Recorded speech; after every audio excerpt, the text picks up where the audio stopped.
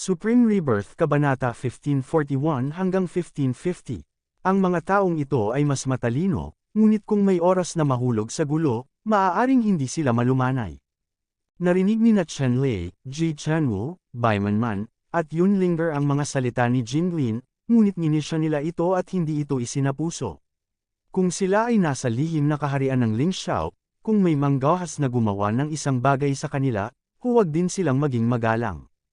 Kasabay nito, ang layunin ng pagpatay ni Chen Lei ay lumakas sa kanyang puso.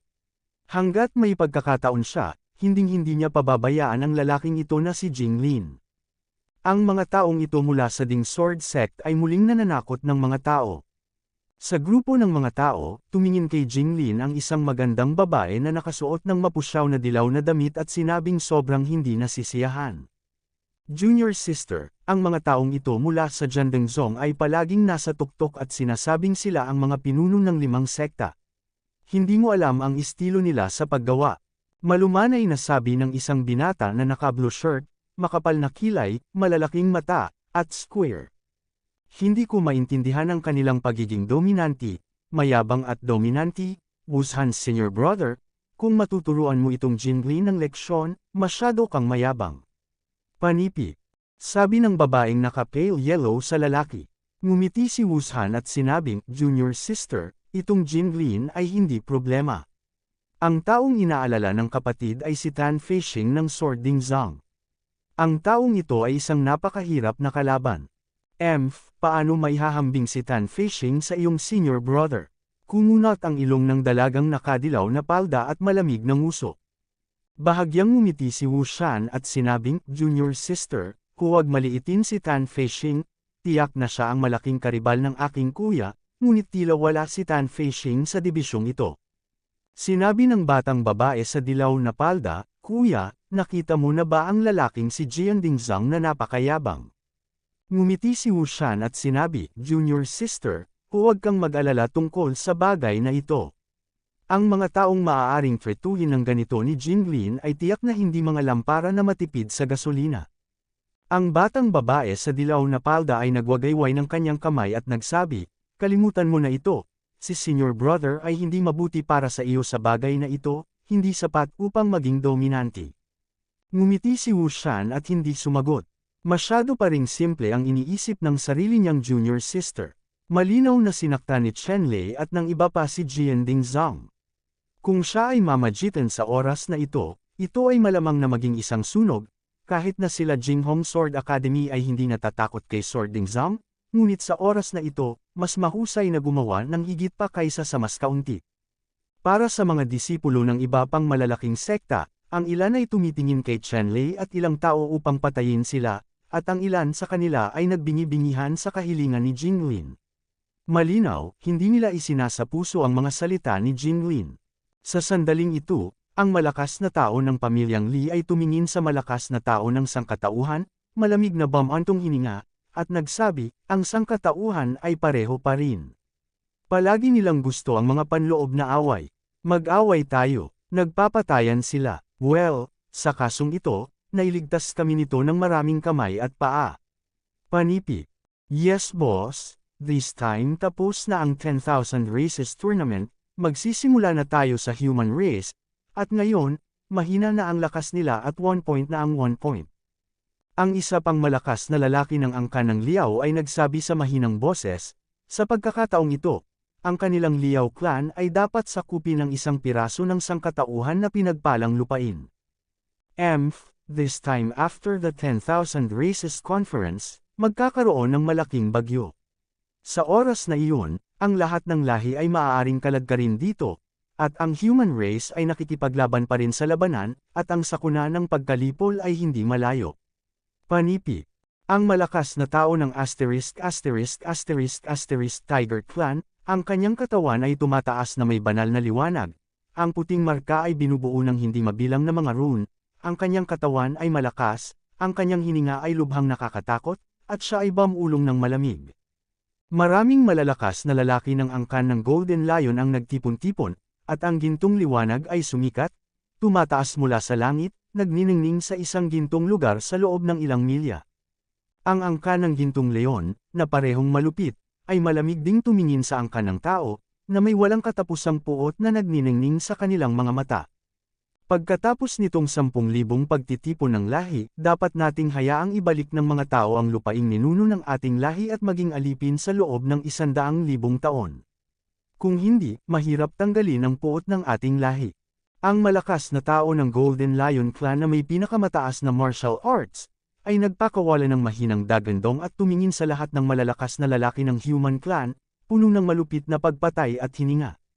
Noon, ginamit ni Emperor Yun Shao ang pinakamataas na kapangyarihan upang patayin ang matandang ninuno ng angkan ng Golden Lion, at halos sirain ang bloodline ng Golden Lion, at ibinaba ang pinakamalakas na henyo ng angkan ng Golden Lion bilang isang bundok. Ang lahat ng lupaing ninuno ng tribong Golden Lion ay kinumpiska at itinalaga bilang teritoryo ng Terran. Ang lupaing ninuno na ito ay ang teritoryong inookupahan ni Jiandingzong. Ito ay malinaw na isang kahihiyan para sa Golden Lion Clan. Noon pa man naisip ng Golden Lion Clan na bawiin ang ancestral land na ito. Marami pang ibang lahi ang tumitingin sa lahi ng tao. Ito ay dahil ang kasalukuyang lakas ng sangkatauhan ay hindi sapat upang sakupin ang mga kuweba at lupain, na nakaakit ng interes ng maraming makapangyarihang lahi. Pagpasok sa Lingxiao Secret Realm, wala sa mga lahi ng tao na ito ang gustong umalis ng buhay. Isang mahinang ungol ang pinakawala ng malakas na lalaki ng angkan ng Golden Lion. Kasabay nito, naramdaman din ni Chen Lei ang layunin ng pagpatay. Mula sa lahat ng direksyon, ang makapangyarihang mga lahi na ito ay halos palaban sa sangkatauhan. Isipin ang sangkatauhan bilang malambot na persimmons. Pagdating ng panahon, ipaalam sa mga taong ito kung gaano kalakas ang sangkatauhan. Ang puso ni Chen Lei ay nagtipon ng layuning pumatay. Pagkatapos ng Lingxiao Secret Realm, wala na siyang pag-aalinlangan at gustong pumatay. Chen Qiang, biglang yumanig ang lupa saglit, at lumitaw sa tuktok ng bundok na ito ang isang langgam na may 3 talampakang haba, puno ng itim na ningning. Lahat ng malalakas na lalaki na nakatayo sa kanyang harapan ay sumipsip ng malamig na hangin, sunod-sunod. Umalis ka sa daan. Ang langgam na ito ang pinakamalakas sa tribo ng Gold Black Ant. Napakalakas ng Black Gold Ant tribe na ito. Sa mga lahi sa mundo, napakabihirang makalaban ng kanilang laman ang tribong Black Gold Ant. Pagkatapos nito, ang lupa ay patuloy na umuuga, at 10 mas malakas na itim na gintong langgam ang lumitaw, tulad ng isang maliit na hukbo, na nakahanay ng maayos, at sa parehong bilis. Bagamat mayroon lamang 11, ang momentum ay mas malakas kaysa sa 1,000 tropang Wanma. Pumunta ka, ang malakas na itim na gintong ant clan na pinamumunuan, na may malamig na liwanag na nagniningning sa kanyang mga mata, itinaas ang kanyang mga kuko at tinapik ang malakas na angkan ng tao na nakaharang sa daan. Boom! Ang mga makapangyarihang celebrity na ito ay parang mga leather ball. Siya ay binaril at direktang lumipad. Daan-daang mga siksik na bitek tulad ng sapot ng gagamba ang direktang lumitaw sa 9 na antas na kayamanan sa kanyang katawan. Cough! Ang makapangyarihang celebrity na ito ay nagluwa ng malaking subo ng dugo sa hangin. Pagkatapos ay diretsyong nahulog ilang kilometro ang layo, hindi na nakabangon muli. Para sa ganoong pag-aaksaya, gusto ko ring pumasok sa Lingxiao Secret Realm at lumahok sa 10,000 Races Conference. Ito ay purong kamatayan para sa wala. Kung ayaw mong mamatay, bumalik ka sa iyong bayan. Panipi. Ang malakas na lalaki ng Black Gold Ant ay malamig na sumangot at walang awa na sinabi.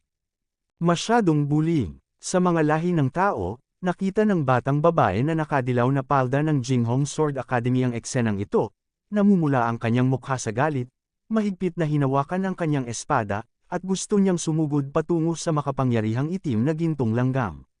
Gayunpaman, pinigilan siya ni Wushan. Senior Kuya, hinayaan mo ako, ang mga taong ito ay talagang minamaliit ang aking sangkatauhan, kailangan ko silang turuan ng isang malalim na aral. Hindi kontento na sabi ng Yellow Skirt Girl.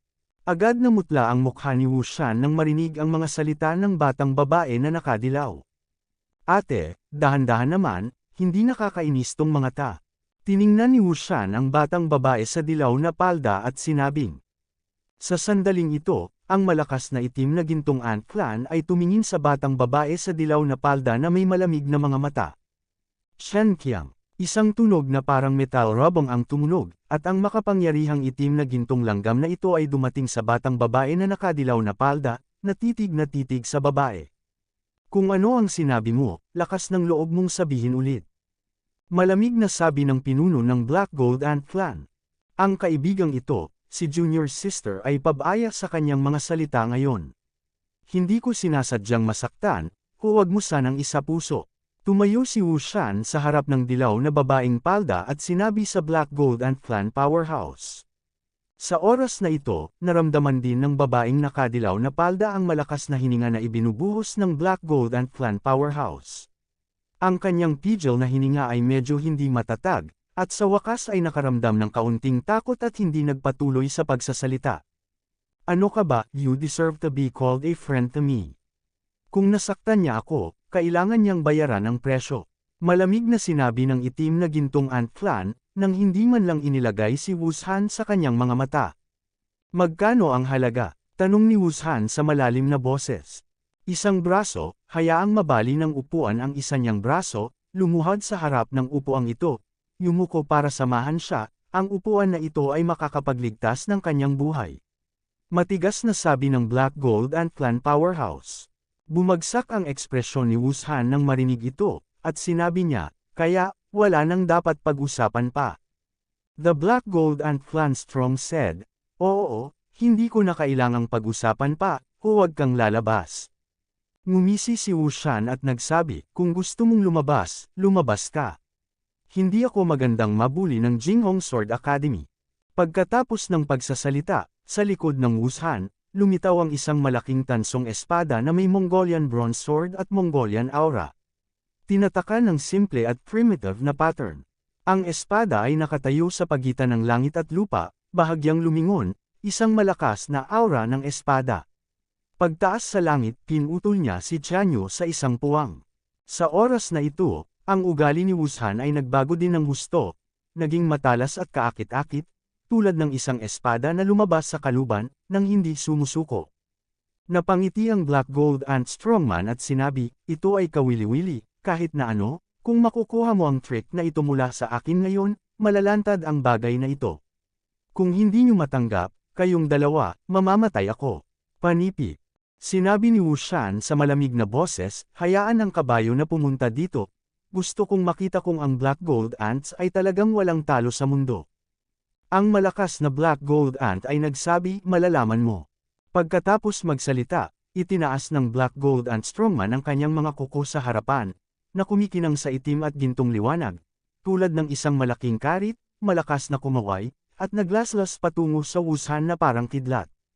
Sa sandaling ito, ang kilusan dito ay nakaalarma sa hindi mabilang na malalakas na tao sa tuktok ng bundok, malalakas na tao at matatanda ng lahat ng lahi, lahat ay nakatingin sa direksyong ito, na binibigyang pansin ang labanang ito.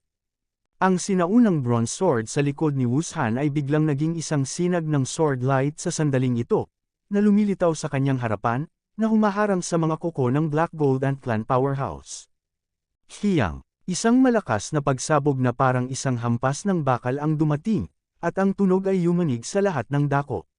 Ang di mabilang na makapangyarihang tao sa paligid ay nakaramdam na lamang ng matinding sakit sa eardrums, na halos mababasag na sila. Isang nakasisilaw na singsing ng liwanag ang agad na kumalat mula sa gitnang lugar sa lahat ng direksyon. Ang alon ng hangin ay gamulong at napunit sa mga layer ng walang laman, napakalakas.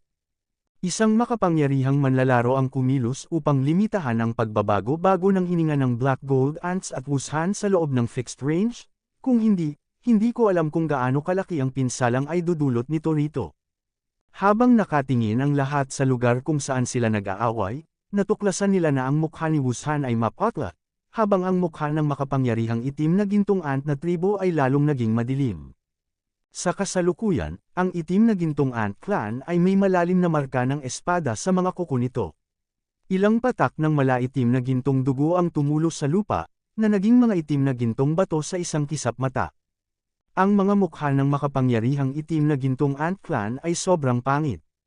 Hindi niya inaasahan na masasaktan siya ni Wu Shan ng isang espada. Mula sa puntong ito, siya ay medyo dahado. Subukan mo ulit. Galit na sumigaw ang itim na gintong ant clan, hindi pinansin ang kontratang ginawa niya, at gumawa ng panibagong hakbang. Tumigil ka. Sa sandaling ito, isang malakas na sigaw ang dumating, at isang malaking hininga ang direktang pinigilan ang malakas na itim na gintong ant na tribo, na naging dahilan upang hindi siya makagalaw. Sa tuktok ng Lingxiao Mountain, huwag kang lumaban. Kung mayroon kang anumang mga reklamo, pumunta sa lihim na rehiyon ng Lingxiao upang malutas ang mga ito. Isang marilag na boses ang tumunog, at isang Protoss na elder ang lumitaw sa hangin sa harap ng makapangyarihang itim na gintong langgam. Sa pagharap sa elder ng Protoss, ang Black Gold and Clan Powerhouse ay hindi nang ahas na maging mapangahas, tumingin kay Wusan ng masama, at sinabing, "Okay, sa pagkakataong ito ay pakakawalan na kita. Kapag pumasok ako sa mga lihim ng makalangit na kaharian, papatayin kita." Panipi. Sinabi ni Wusan, "Gusto kong makita kung mayroon kang ganitong kakayahan." Ang malakas na itim na gintong ant clan ay nagsabi, "Pagkatapos ay lumakad tayo at tingnan." Pagkatapos magsalita, ang malakas na itim na gintong ant clan ay tumalikod at umalis, at lahat ay nagbigay daan sa kanyang dinaanan. "Go, gusto mo bang mamatay?" Ang Black Gold Ant Clan Powerhouse ay biglang umungal muli, ngunit sa pagkakataong ito, sinabi niya kay Chen Lei. Ang kasalukuyang lokasyon ni Chen Lei ay nasa kalsadang kailangan niyang madaanan. Sa oras na ito, hindi sinasadya ni Chen Lei na sumuko, na nagpagalit sa makapangyarihang itim na gintong ant clan. Sa katunayan, dalawang magkasunod na lahi ng tao ang nang-ahas na huwag pansinin ang kanyang kamahalan at pukawin siya. Dahil dito, naging mamamatay tao ang Black Gold Ant Clan na powerhouse at nagpasyang pumasok sa Sky Secret Realm. Dapat niyang patayin ang lahat ng lahi ng tao na nakakaharap niya, malinis. Tumingin si Chen Lei sa Black Gold Ant Clan Powerhouse at malamig na ngumuso, ngunit walang sabi-sabi, sinuntok niya ito. Ngumisi ang Black Gold Ant Clan Powerhouse. Ngayon, ito ay talagang isang kabute. Lahat ay naglakas loob na gumawa ng isang bagay dito. Sa oras na ito, kahit napigilan siya ng matanda ng Protoss, papatayin muna niya si Chen Lei. Ang mga matutulis na kuko ng makapangyarihang itim na gintong ant na tribo ay parang matalim na punyal, at walang pag-aalinlangan silang hamampas sa kamao ni Chen Lei, na nagdulot ng mahinang tunog ng paglusob sa kalangitan, humuhuni, at nakakakilig. Malas. Nagkaroon ng malakas na ingay, at ang kamao ni Chen Lei ay bumangga sa malalakas na kuko ng itim na gintong ant na ito. Pagkaraan ng ilang sandali, may mga patong-patong na alon sa kawalan, na lubhang nakakatakot. Mapangwasak na kapangyarihan, saan man siya pumunta, ang lahat ay naging pulbos. Sa oras na ito, ang malakas na itim na gintong ant na tribo ay nagulat sa malaking puwersa at umatras ng daan-daang metro ang layo, habang si Chen Lei ay nanatiling hindi gumagalaw. Ang mga malalakas na tao sa paligid, na nakikita ang eksenang ito, isa-isang nakaramdam ng hindi kapanipaniwala, at lahat sila ay natigilan. Sa sandaling ito, maging ang elder ng Protoss, nang makita ang mukha ni Chen Lei, ay medyo nagulat. Alam mo, ang laman ng Black Gold Ant Race ay halos ang pinakamalakas sa Middle World, maging ang mukha ng Protoss. Para sa pinakamalakas sa tribong Black Gold Ant, hindi siya nang ahas na harapin ito ng gusto gamit ang kanyang katawan. Si Chen Lei, isang lahi ng tao, ay maaaring aktwal na gumamit ng kapangyarihan ng kanyang katawan upang pilitin ang makapangyarihang itim na gintong ant tribe pabalik. Kung sasabihin mo, parang fairy tale. Itong Black Gold Ant Strongman ay lalong hindi kapanipaniwala. Paano magkakaroon ng gayong makapangyarihang lahi ng tao? Sa mahinang ungol, kakatayin na naman niya si Chen Lei. Boy, hindi nauubra ang sinabi ng matanda, "Hey man, kung maglakas loob kang gawin ulit, diretsyong babawiin ng matanda ang iyong mga kwalifikasyon." Sa oras na ito, muling sinabi ng matanda sa Protoss, sa pagkakataong ito ay may bahid ng galit sa kanyang boses. Ang makapangyarihang figure ng Golden Black Ant ay tumalon sa hangin, at pilit na nahulog, bumagsak sa tuktok ng bundok, niyanig ang tuktok ng bundok. Kung walang malakas na tao na gumagamit ng mahusay na mahiwagang kapangyarihan upang protektahan ang tuktok ng bundok, natatakot ako na ang tuktok ng bundok na ito ay masira ng malakas na taong ito ng Black Gold Ant Clan. Elder, you have to see clearly, this time hindi ko muna ginawa. Sabi ni Heyman sa matanda ng Protoss. Yun din ang una mong provocation. Okay, ngayon, magbubukas na ang Lingxiao Secret Realm, at hindi ka pinapayagang muling buuin. Anumang mga reklamo, maaari mong lutisin ang mga ito sa High Secret Realm, napakadakila. Magaling. Sa wakas, matalim na tinitigan ni Heyman si Chen Lei, na inihayag ang kanyang layuning pumatay. Si Chen Lei ay hindi nagdulot ng anumang banta sa itim na lalaki. Pagkatapos makapasok sa Lingxiao Secret Realm, hayaan siyang magsalita ng buong lakas. Sa oras na ito, sabay-sabay na binasag ng ilang Protoss Elder ang Magic Mirror. Maya-maya, hindi mabilang na mga light charm ang lumipad sa salamin. Ang mga light charm na ito ay sumasalamin sa lihim na kaharian sa himpapawid, at sama-samang bumuo ng isang malaking liwanag na tarangkahan. Sa pamamagitan ng liwanag na tarangkahan, makikita ang tanawin sa lihim na kaharian. Sa lihim na kaharian, ang nagtataasang mga higanteng puno ay nakatayo sa kalangitan. Ang mga sinaunang panahong higanteng mga hayop ay tumakbo, nagpapalabas ng sinaunang kapaligiran, tulad ng pagbabalik sa sinaunang panahon, noong unang binuksan ang mundo. Okay, ang Lingxiao Secret Realm ay nagbukas. Maaari mo na itong ipasok ngayon. Ang larong ito ay tatagal ng kalahating taon. Sa loob ng kalahating taon, maaari mong tugisin ang lahat ng kalaban maliban sa iyong sariling angkan, pumatay ng isa, at makaipon ng mga pagsisikap. Isang punto, sa huli, ayon sa rangkang, ang nangungunang 10,000 malalakas na manlalaro ay dadalhin sa final. Panipi. Sinabi ng matandang Protoss na ito sa lahat ng malalakas na manlalaro na kalahok sa kompetisyon. Tumango ang lahat. Malinaw na nila ang tungkol sa panuntunang ito noon pa man. Sinabi ito ng mga matatanda ng Protoss, para lamang ipaalala sa kanila. Okay, ngayon, maaari kang pumasok sa Lingxiao Secret Realm. Sumigaw ang matanda ng Protoss at direktang nagpahayag. Narinig ng lahat ang utos ng Elder ng Protoss, at isa-isang lumipad sa Lingxiao Secret Realm. Sina Chen Lei, Ji Chanwu, Bai Manman, at Yun Linger ay lumipad at pumasok sa mahiwagang kaharian ng mataas na kalangitan. Magkakasamang pumasok ang apat, ngunit pagkapasok sa liwanag na tarangkahan, sa pagitan ng bawat isa sa kanila, siya ay nawala ng kontak, at ang kanyang mga mata ay puro puti. Bukod sa puting liwanag ay wala na siyang maramdaman. Inabot ni Chen Lei si Ji Chanwu at ang iba pa, ngunit wala siyang naramdaman. Nang pumasok sila sa Lingxiao Secret Realm, magkahawak kamay sila, ngunit ngayon, sa isang punto, silang apat ay naghiwalay na ang kanilang mga kamay at hindi na nagkita. Nang mawala ang liwanag, nahulog si Chen Lei sa ilalim ng malaking bato. Nang imulat ni Chen Lei ang kanyang mga mata, nalaman niyang walang tao sa paligid maliban sa malalaking batong nagtataas ang parang burol. Inilatag ni Chen Lei ang kanyang Divine Sense, at nalaman na ang Divine Sense dito ay ganap na pinigilan, at ito ay may lalabas lamang ng halos 100 milya, at pagkatapos ay hindi na ito maaaring kumalat pa. Dapat mong malaman na ngayon si Chen Lei at ang kanilang mga espiritu ay umabot na sa antas ng Emperor Wu, napakalalim na maaari nilang madaling kumalat ng daan-daang libong milya. Sadyang walang sino man ang magpapakalat ng banal na kamalayan sa napakalawak na lugar sa bawat oras, dahil ang pagkonsumo ng banal na kamalayan ay napakalaki, at ang bawat isa ay nagpapanatili ng saklaw upang masakop ang kanilang banal na kamalayan sa loob ng 12-dosenang milya. At ngayon, ang buong kapangyarihan ni Chen Lei na sirain ang espiritual na kamalayan ay maaari lamang kumalat ng 100 milya. Para kay Chen Lei, masyadong malaki ang impact. Nangangahulugan ito na imposible para sa kanya na mahanap ang kalaban ng maaga. Kung makakatagpo siya ng isang kaaway sa loob ng 100 milya, kung gayon ay hindi ito naiiba sa direktang pagpapakita sa harap ng kaaway, dahil sa antas ni Emperor Wu, ang layo na 100 milya ay halos isang kisap mata, ito ay lubhang mapanganib na kayang umatake sa ganoong kalayuan. Gayunpaman, ito ay malabong mangyari.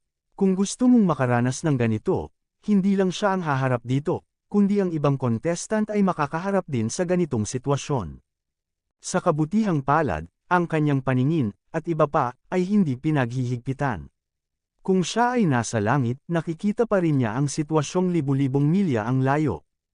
Sa sandaling ito, tumalon si Chen Lei sa isang malaking bato, na ilang libong talampakan ang taas. Tumingin si Chen Lei sa bato at natagpuan ang nakapaligid na masungit na kagubatan at dagat, at hindi niya makita ang gilid sa isang sulyap. Kung nasaan ang impyerno, kalimutan mo na. Kahit anong mangyari, ang pinakamahalagang bagay ay mahanap muna sina Ji Chanwoo, Bai Manman at Yunlinger. Tumalon si Chen Lei mula sa malaking bato, at pagkatapos ay naghanda upang hanapin ang kinaroroonan nina Ji Chanwoo, Bai Manman, at Yunlinger. Dapat silang magsama-sama sa mataas na lihim na kaharian na ito. Kung hindi, malamang na makatagpo sila ng panganib, lalo na si Ji Chanwoo. Sa kanilang apat, siya ang pinakamahina. Gusto niyang manalo, hindi madaling mag-qualify sa final round. Gayunpaman, sa tulong ni Chen Lei, hanggat maaari silang magsama-sama, tiyak na tutulungan ni Chen Lei si Ji Chanwoo na makakuha ng lugar. Sa pag-iisip nito, sinimulan ni Chen Lei na sirain ang Tianyan Divine Technique para malaman ang kinaroroonan ni Ji Chanwoo. Dapat mong malaman na ngayon ang paglilinang ng Tianyan Shenju ni Chen Lei ay napinuna sa antas ng puso ng tao ni Tianyan. Napakadali pa ring tukuyin ang kinaroroonan ni Ji Chanwoo, at ang saklaw ng kanyang pagbabawas ay hindi lalampas dito. Ang Shao Secret Realm, na hindi nakikita, ay mas madali. Sa pamamagitan ng pagbabawas, sa wakas ay nakuha ni Chen Lei ang posisyon ni Ji Chanwoo. Matapos makuha ang lokasyon ni Ji Chanwoo, si Chen Lei ay hindi nang ahas na magantala, at nagmamadaling pumunta sa lokasyon ni Ji Chanwoo. Sumugod si Chen Lei nang hindi itinatago ang kanyang anyo. Umuungol, biglang, isang malakas na dagandong ang dumating, at isang malaking kuko ang bumasag sa mga ulap sa kalangitan, at bumaril kay Chen Lei ng mabangis. Ang malaking kuko na ito ay napakalakas kaya biglang naramdaman ni Chen Lei ang isang malaking ulap na lumitaw sa itaas ng kanyang ulo. Pagkatapos nito, ang napakalaking kuko na ito, na parang burol, ay bumagsak ng diretsyo. Patay! Nakita ni Chen Lei na bumagsak ang malaking kuko na ito, nang walang kahit katiting na pag-iwas.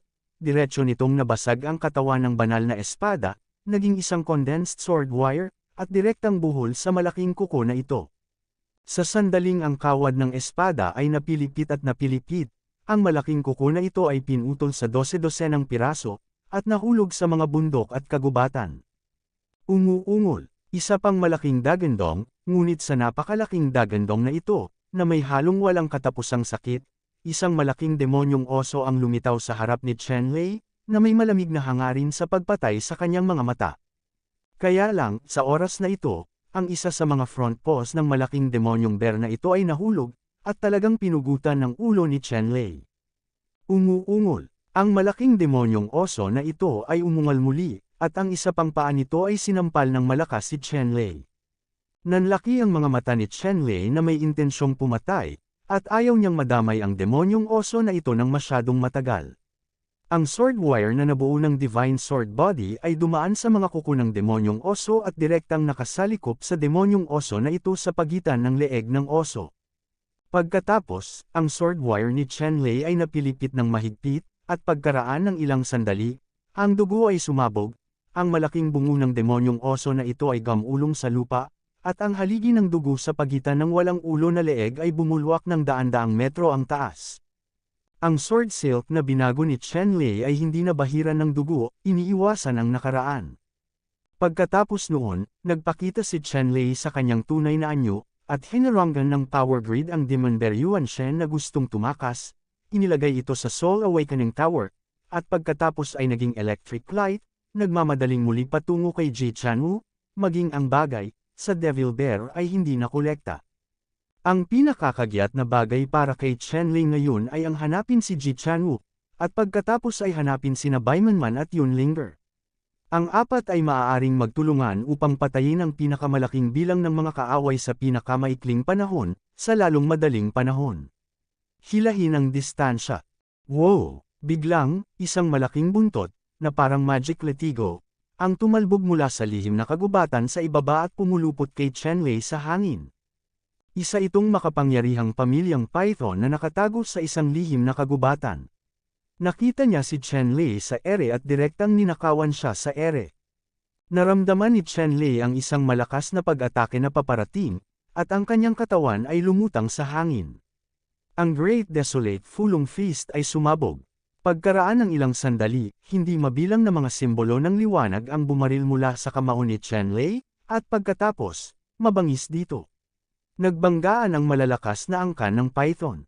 Cough. Sa isang malakas na putok, ang buntot ng python powerhouse ay direktang inalog sa dugo ni Chen-Lei, at pagkatapos ay nabali. Sa wakas, naging blood mist ang buong katawan ng higanteng sawa. Medyo mahina. Hindi naman sa sobrang hina ng python strongman na ito, pero sobrang malas nitong python strongman. Pinigilan siya ng Great Desolate Fulong Fist ni Chen-Lei at agad na napatay sa isang suntok.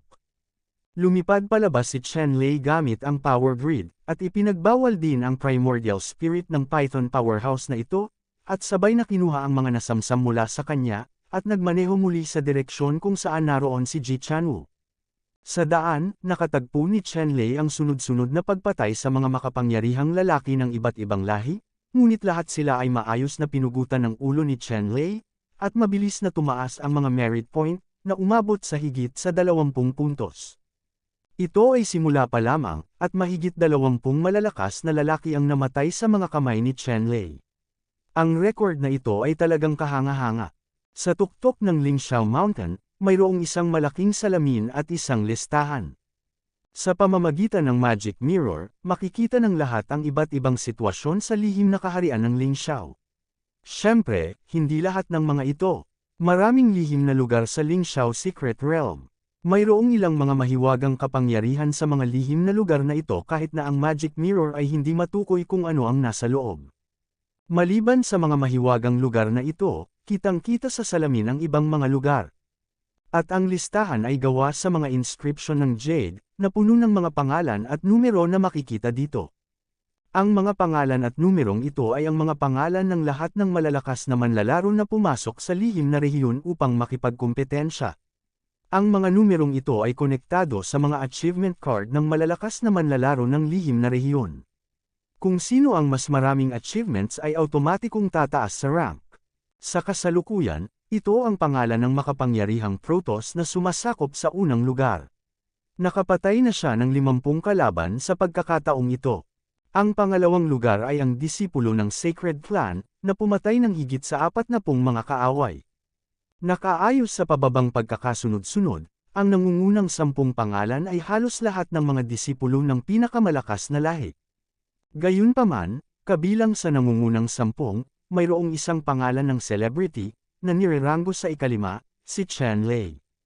Sa sandaling ito, sa tuktok ng Lingxiao Mountain, maraming miyembro ng clan ang nakakita sa pangalan ng sangkatauhan ni Chen-Lei, at lahat sila ay nakaramdam ng kakaiba. Dapat mong malaman na ang pagiging marango sa nangungunang 5 sa listahan ng pagpatay sa maikling panahon ay tiyak na hindi isang simpleng bagay. Masasabing bagamat nasa ika-5 si Chen-Lei, siya ang pinakakapansin-pansin sa kasalukuyang listahan. Sa katunayan, ito talaga ang kaso. Sa oras na ito, maraming elder sa lahat ng lahi ang nakatingin kay Chen-Lei.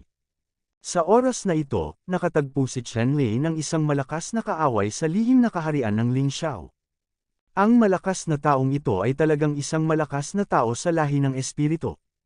Ang lahi ng espiritu, sa gitnang mundo, ay maaaring ituring na isa sa 10 pinakamalakas na karera.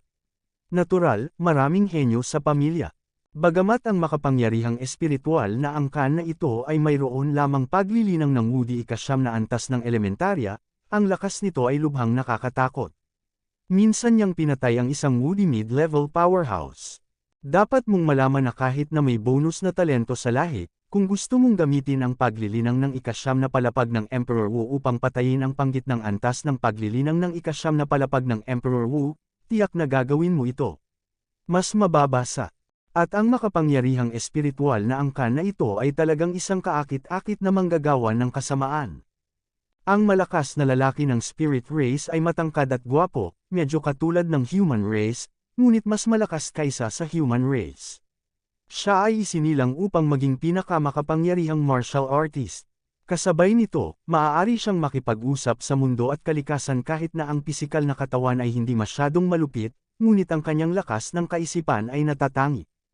Sa oras na ito, ang makapangyarihang espiritual na angkan na ito ay nakatayo sa harap ni Chen-Lei, ang kanyang katawan ay nagpakita ng berdeng-berdeng kulay, halos sama-sama sa nakapalibot na kapaligiran ng puno. At ang malakas na lalaking ito ng lahi ng espiritu ay isang malakas na tao ng lahi ng espiritong kahoy, at masasabing sobra-sobra ang bentahe niya sa malawak na kagubatan na ito. Si Terran talaga, hindi naman talaga challenging. Terran, sa harap ko, wala kang kahit katiting na lakas para lumaban. Diktahan natin ang sarili natin. Ito ay nagil iligtas sa akin mula sa pag-aaksaya ng aking mga kamay at paa. Ang malakas na Wood Spirit Clan na ito ay tumingin kay Chen Lei at mahinang nagsalita, nang hindi tumitingin kay Chen Lei. Hindi umimik si Chen Lei, at direktang inatake ang makapangyarihang Wood Spirit Clan na ito. Ang lahat ng nilalang na nakatagpo sa mataas na lihim na kaharian na ito ay kanyang mga kaaway, at wala siyang pakiramdam ng mga kaaway. Si Chen Lei ay naging isang banal na katawan ng espada at direktang nilaslas ang makapangyarihang Wood Spirit Clan na ito. Nakita ng Wood Spirit Clan expert si Chen Lei na hindi umiimik, kaya lumusab siya, isang mahinang panunuyaang sumilay sa kanyang mga mata, gumalaw ang kanyang isip, at isang asul na light curtain ang lumitaw sa kanyang harapan. Ang liwanag na kurtina ay naglalabas ng liwanag na kristal na parang brilyante, at ang depensa nito ay napakalakas. Hiyang, ang Divine Sword Body na binago ni Chen Lei ay naputol sa blue light curtain na ito. Nahati ang blue light na kurtina at nanginginig saglit, ngunit hindi maputol ang blue light na kurtina na ito. Si Chen Lei ay napatalbog ng napakalaking rebound force, at umatras ng daan-daang metro ang layo, nakatingin sa malakas na lalaki ng muling clan. Ang malakas na Wood Spirit Clan ay malamig na sumangot, at sinabing, hindi ko magagamit ang ganitong uri ng pag-atake para saktan ako. Masyado akong nahihiya. Tumingin si Chen Lei sa malakas na Wood Spirit Tribe, huminga ng malalim, ngunit hindi nagsalita ng marami, ngunit naging liwanag, sinuntok ng malakas, at sumabog patungo sa malakas na Wood Spirit Tribe. Sa isang malakas na putok, tumama ang suntok ni Chen Lei sa light curtain sa harap ng Wood Spirit Clan expert. Nang bumuhos ang ulan at malakas na yumanig ang liwanag na kurtina. Pagkatapos, sumabog ito at naging maraming asul na agos ng hangin na umaagos sa lahat ng direksyon, at hindi mabilang na mga sinaunang puno sa paligid ang nabasag ng mga agos ng hangin. Ang Wood Spirit Clan powerhouse na ito ay may pangit na hitsura, at ang kanyang figure ay kumikislap bago nawala sa lugar. Nang muli siyang lumitaw, daan-daang metro ang layo niya kay Chen Lei. Hindi inaasahan ng Wood Spirit Clan powerhouse na ito na ang pisikal na lakas ni Chen Lei ay magiging napakalakas kaya matatalo niya ang light curtain sa isang suntok. Naghahanap ng kamatayan. Galit na galit ang dalubhasa sa Wood Spirit Clan. Biglang, hindi mabilang na mga asol na patpat ay parang mga ahas, na nagbubuklod kay Chen Lei ng mabangis. Ang bawat isa sa mga reta na ito ay namumulaklak na may asul na liwanag, napakalakas at lubhang nababaluktot, na magkakaugnay sa isa't isa, nagiging isang higanteng lambat na direktang bumabalot kay Chen Lei sa lambat. Ang mga reta na ito ay nakulong si Chen Lei sa lambat at direktang hinigpitan siya. Kasabay nito, maraming maninipis na tinak na kahoy ang biglang tumubo sa reta na ito. Ang mga kahoy na tinak na ito ay kumikinang din ng may aura at napakatalam at maaaring direktang tumagos. Gumamit ng hindi kinakalawang na asero. Kung ang isang karaniwang malakas na tao ay tinutusok ng gayong kahoy na karayom, ito ay agad na magiging isang malaking salan. Malamig na bamantong hininga si Chen Lei, at biglang lumabas ang apoy mula sa kanyang katawan. Minsang natanggap ni Chen Lei ang pamana ng Fire God, at ang martial soul sa kanyang katawan ay sumanib sa Fire Red Lotus, at siya ay pantay na sanay sa larangan ng apoy. Sa sandaling namatay ang mainit na apoy na ito, ang mga kahoy na tinak ay agad na nasunog sa asol na usok, at maging ang mga rattan stick na nakakulong sa kanila ay sinunog upang lumipad na abo sa isang kisap mata. Tumingin si Chen Lei sa malakas na tribo ng espiritong kahoy, at sa pagitan ng pagwawagayway ng kanyang kamay, isang talam ng apoy ang naputol sa nakaraan. Ang apoy ay sumiklab sa kawalan at marahas na tumama patungo sa makapangyarihang tribo ng espiritong kahoy. Malamig na bamantong hininga ang Wood Spirit Clan, tumugtog ang treasure art, at ang asol na liwanag ay lumiwanag saglit, naging asol na liwanag na talam, at bumangga sa apoy na kutsilyong ito. Boom! Nagkaroon ng malakas na ingay tulad ng lupa at lupa, ang flame knife at cyan lightsaber ay direktang sumabog, at ang apoy ay parang lumilipad na ahas, na sumusugod sa lahat ng direksyon. Kasabay nito, na sinamahan ng isang streak ng Cyan Jinshi, pagbibilang ng mga parisukat, ang nagtataasang higanteng mga puno sa Shili ay agad na nanginig sa pulbos. Tumayo ang Wood Spirit Clan Powerhouse, nakatitig kay Chenlei, pumatay ng layunin, muling sinira ang kanyang mga kakayahan, huminto ang oras, sa buong kagubatan, walang katapusang espiritual na enerhiya ang natipon sa paligid niya, at sa isang kisap mata, ang espiritual na enerhiyang ito, nagbago ay naging isang malaki at mabangis na Cyan Wolf, na may mabangis na liwanag sa kanyang mga mata, at pinandilatan niya si Chenlei. Ito ang pamamaraan ng pagkontrol ng espiritu ng tribo ng espiritu ng kahoy, na maaaring kontrolin ang enerhiya ng espiritu sa pagitan ng langit at lupa. Siyempre, ang espiritu ng sangkatauhan ay maaari ring pakilyusan ang espiritu Chi sa pagitan ng langit at lupa. Ngunit kung sasabihin mo na mayroon kang ganap na kontrol sa espiritu Chi at gawin ang anumang gusto mo, ang pamamaraan ng pagkontrol ng espiritu ng lahi ng espiritu ay mas mahusay. Itong espiritual na enerhiyang nabuong asol na higanteng lobo, na may mahinang ungol, nagpabuga ng bagzo ng hangin, naging isang asol na anino, pinapatay ang enerhiya ng paalang, at lumapit kay Chenlei. Si Chenlei ay naging isang banal na katawan ng espada, at sa parehong oras, isang layer ng pulang ilaw ang kumikislap sa katawan ng banal na espada, ang apoy ay tumaas, ang momentum ay lumundag, na naglalabas ng isang uri ng pinakamataas na kapangyarihan, na tila kayang lupigin ang langit. Ang mundo ay nahati at nasunog, at mayroong isang malaking halaga ng espiritual na enerhiya, na nawasak patungo sa asol na higanteng lobo na ito. Ito ang fusion ni Chenlei ng sword body technique at ng Yanshen legacy para makabuo ng bagong technique, na mas malakas kaysa sa sword body technique at Yanshen technique.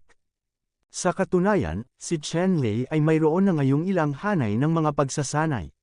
Sa paglipas ng mga taon, sinubukan niyang pagsamahin ang kasanayang ito bilang karagdagan sa pagsasanay sa paglilinang.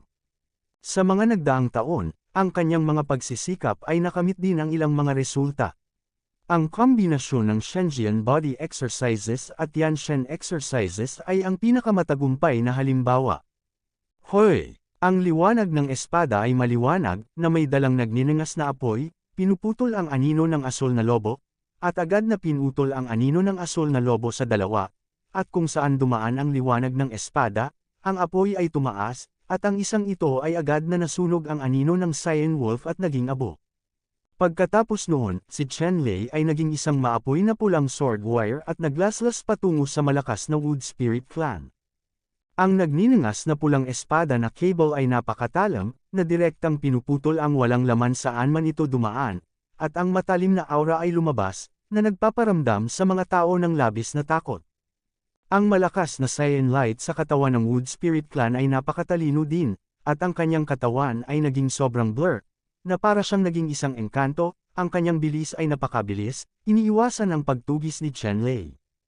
Ang Wood Spirit Clan ay may kutob na ang lakas ng pag-atake ni Chenlei ay hindi pangkaraniwan. Kung siya ay mabigla, tiyak na magdaranas siya ng malaking pagkalugi.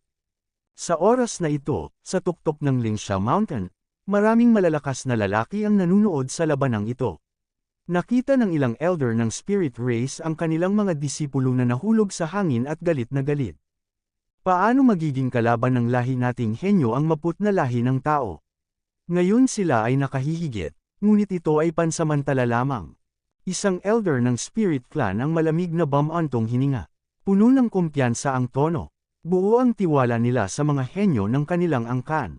Bukod sa makaharap ang ilang makapangyarihang angkan tulad ng Protoss at ang mga santo, mga martial artist, wala sa kanila ang maaaring maging kalaban nila.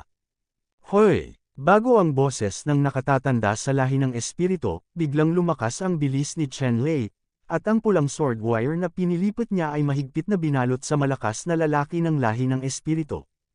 Pagkatapos, humigpit ang sword wire, at pagkatapos ng isang hiyawan, ang makapangyarihang spiritual clan na ito ay ganap na pinutol ni Chenlei. Isang sinag ng liwanag ang tumagos sa battle merit card ni Chenlei.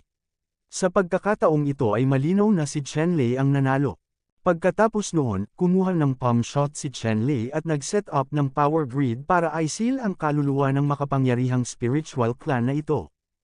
Ang mga primordial na espiritu ng makapangyarihang mga taong ito ay talagang napakahalaga. Hindi lamang magagamit ang mga ito upang pinuhin ang Shockang Thunder, ngunit magagamit din ang mga ito upang pinuhin ang mga Horcrux. Sa makatuwid, pagkatapos na makilala si Chenlei, hindi niya ito madaling pabayaan. Matapos putulin ni Chenlei ang ulo nitong malakas na lahi ng espiritu, inalis ang mga samsam sa kanyang katawan, at nagpatuloy na lumipad patungo sa kinaroroonan ni Ji Chanwu nang hindi lumilingon. Damn it! Sa tuktok ng Ling Xiaopik, ang matandang lalaki ng Spirit Race, puno ng galit, pinatay ni Chenlei ang disipulo ng Spirit Race, at binigyan siya ng isang malakas na sampal sa mukha. Bago niya natapos ang kanyang mga salita, ang disipulo ng Spirit Race ay pinugutan ng ulo, na nakaharap sa katotohanan ito, ang elder ng espiritong tribo ay namula. Sa mga lahi ng tao, nakita ng ilang malalakas na tao ang hitsura ni Chenlei, ngunit maliwanag ang kanilang mga mata. Ang sangkatauhan ay mahina kamakailan. Bagaman mayroong ilang mga henyo, mayroon pa ring malaking agwat kumpara sa mga nangungunang henyo ng ibang mga lahi. Ibang kabayo talaga itong si Chenlei. Hindi nila ito napansin noon, ngunit ngayon ay nakita na nila ito. Si Chenlei ay malamang na sumikat sa pagpupulong ng 10,000 karera. Sa ilang sandali, maging ito man ay Jinghong Sword Academy, Tai Profound Sect, Tianluo Sect, at Xingsu Mansion, lahat sila ay tumingin kay Chenlei ng may paghanga, at ilang elder ay mayroon ng ilang ideya sa kanilang mga puso. Tulad ng para sa Jiandeng Zong, si Chenlei ay matagal nang itinuturing na isang kaaway. Ang mas malakas na pagganap ni Chenlei, mas masama ang hitsura nila, ngunit ayaw nilang makipagkasundo kay Chenlei. Sa oras na ito, natural na hindi alam ni Chenlei ang mood ng mga tao sa labas ng Secret Realm. Sa sandaling ito, ang lahat ng kanyang atensyon ay nakatuon sa paghahanap kay Ji Chanwu. Lumipad si Chenlei, halos pabilisin ang kanyang bilis. Pagkaraan ng mahabang panahon, huminto si Chenlei. Pagkatapos, ginamit niya ang Tianyan Divine Technique para malaman kung nasaan si Ji Chanwu. Sa pagkakataong ito, mas tumpak ang mga resultang nakuha. Tamang-tama ang direksyong dinadaanan niya. Sa paghusga sa mga resulta ng deduction na ito, malapit na siya sa Ji Chanwu, ang lokasyon ay hindi malayo. Magdagdag ng isa pang pagsisikap sa iyong swerte. Tumayo si Chenlei at muling nagmadali patungo sa conclusion. Hindi nagtagal, naramdaman ng concentric jade pendant na nakasabit sa dibdib ni Chenlei ang hininga ni Ji Chanwu. Ipinapakita nito na wala pang 10,000 milya ang layo ni Ji Chanwu sa kanya. Matapos maramdaman ang hininga ni Ji Chanwu, bumili si Chenlei at sumugod sa direksyon kung nasaan si Ji Chanwu. Sa proseso ng paglipad, naramdaman din ni Chenlei si Ji Chanwu na gumagalaw patungo sa kanya. Hindi nagtagal, nakita ni Chenlei ang anino ni Ji Chanwu sa kanyang mga mata, ngunit sa oras na ito, si Ji Chanwu ay medyo napahiya, na may hindi mabilang na mga sugat sa kanyang katawan, at sa likod ni Ji Chanwu, mayroong isang malakas na Tiger Clan ***** na humahabol sa kanya. Ang malakas na lalaking ito ng sagradong angkan ng tigre ay nagpapalabas ng kakilakilabot na liwanag, tulad ng isang malaking burol, na naglalabas ng isang malakas at nakasusuklam na aura, at ang presyon ay parang dagat. Ramdam ni Chenlei ang hininga ng makapangyarihang tigre ***** clan na ito. Ang angkan ng tigre ***** ay may dugo ng mga Diyos sa katawan nito, na masasabi ring sangay ng mga Diyos. Ang angkan ay pare-parehong makapangyarihan at may talento, at ang mga henyong disipulo sa loob ng angkan ay lumitaw sa isang walang katapusang batis. Sa sandaling ito, nakita ni Chenlei na si Ji Chanwu ay nasa panganib, at maging ang kanyang bilis ay itinulak sa sukdulan, at siya ay lumipad patungo kay Ji Chanwu. Naramdaman ni Ji Chanwu ang hininga ni Chenlei sa pamamagitan ng concentric jade key.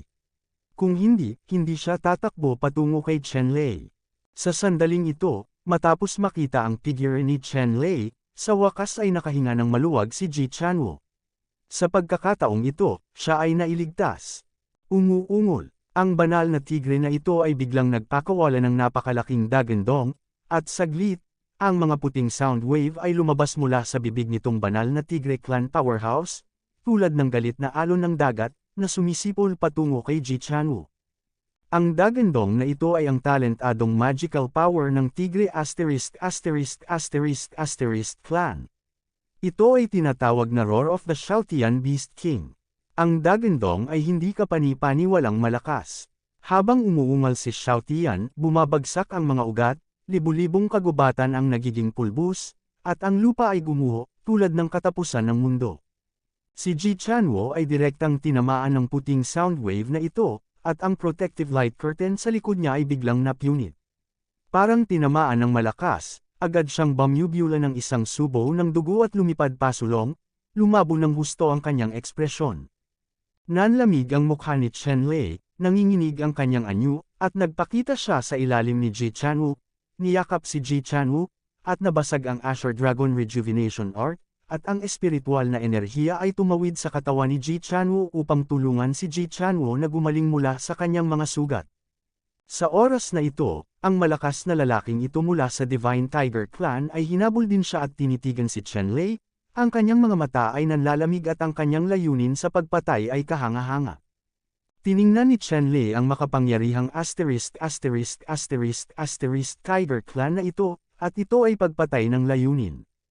Kung siya ay isang hakbang na huli, si Ji Chanwo ay maaaring mamatay sa kamay ng makapangyarihang angkan ng tigre na ito. Ito ay natakot kay Chen Lei ng ilang sandali. Ang layunin ng pagpatay sa malakas na lalaking ito ng banal na angkan ng tigre ay mas matindi. Naramdaman ng powerhouse ng Divine Tiger Clan ang matinding pagpatay na nagmumula kay Chen Lei, ngunit wala siyang pakialam. Tiwala siya na kaya niyang patayin si Chen Lei sa ilalim ng kanyang mga kuko. Sa makatuwid, gaano man kalakas ang layunin ng pagpatay ni Chen Lei, gagawin niya sa madaling salita, walang epekto. Ikanaway ni Chen Lei ang kanyang kamay, at 18 stroke na watawat ang inilagay sa lupa, at isang malaking pormasayon ang naitayo. Pagkatapos, inilagay niya si Ji Chanwo sa isang pormasayon at pinrotektahan siya mula sa pakikipaglaban sa makapangyarihang angkan ng tigre. Pagkatapos, tumingin si Chen Lei sa malakas na lalaki ng Tiger Clan. Kung ano ang ginawa ni Chen Lei, hindi siya pinigilan ng Tiger Clan powerhouse.